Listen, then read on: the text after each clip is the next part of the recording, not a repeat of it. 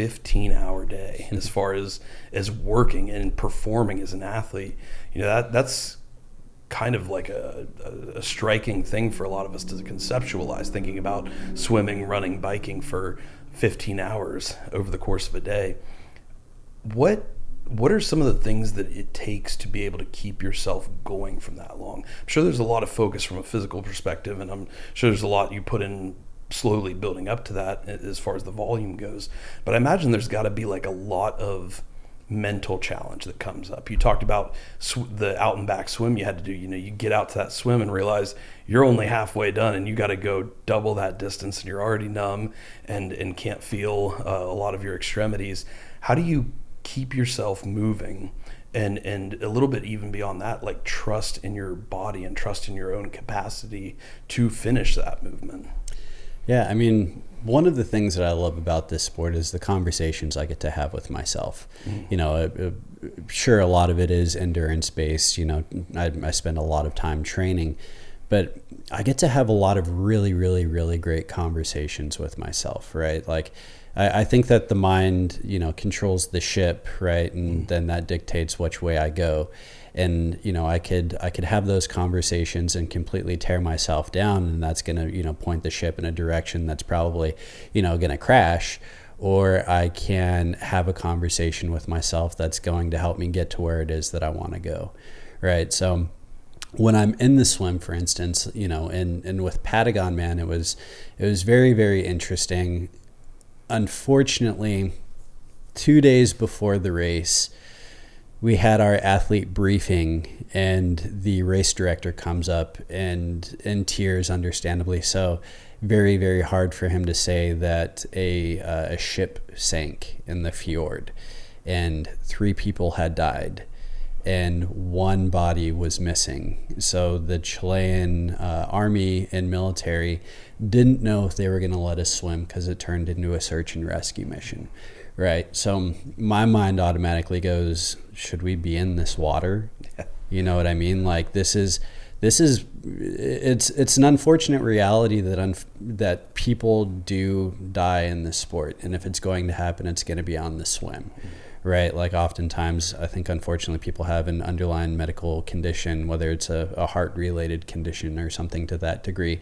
It does happen. Right. So, going into this race, I really, really had to figure out and focus on where my head was at all times, right? Like, you're jumping into a fjord where a body was just pulled out hours before the race, and you jump into this pitch black fjord, and it's kind of scary, right? Like, I don't know what's underneath me. I don't know, what's going on around me. There's, 400 people. There's people on the boat that are refusing to jump off because they're scared. Like, it's easy for your mind to go to that place, right? But I also know that when my mind goes to that place, that's a place that doesn't serve me, right? Like, I have one goal. My goal is to get to the finish line.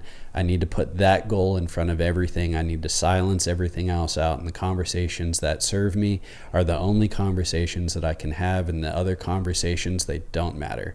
It's that one goal. That's it. Right. So I start having the conversations with myself, and I start having each one, right? And then I pick between like 5 different conversations that I'm having, and which one of those conversations is going to serve me right now, right? To where, like, if I'm having a little bit of anxiety, if the conversation that I need to have with myself is every time my hand enters the water, I say strong, and every time I do my catch in my pool, I say strong, right? So or if when I put my hand into the water, I say calm, and then when I do my catch, I say strong. I'm constantly telling myself calm, strong, calm, strong, calm, strong, and that develops that mantra for myself, right?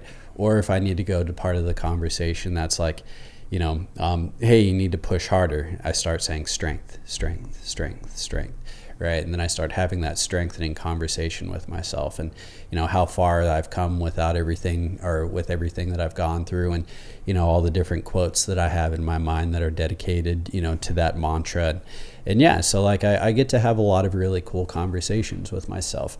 But on a 15-hour course like that, you're on the bike for I think I was on the bike for about probably 8 hours, like I had every conversation with myself possible, and it's just making sure those conversations are as strong and as positive as possible, but at the very least also just not negative, right? Like if I could just keep my mind from going to that negative place, oftentimes that's even more strengthening than being positive is, right? So like if I could just focus on not having a negative conversation and let the situation be what it is like, this headwind is beating the crap out of me, and it just is what it is. It's not good, it's not bad. The conversation that I'm going to have with myself dictates on whether the situation is good or bad. I'm just not going to put it into that bad category by assigning it with a negative conversation.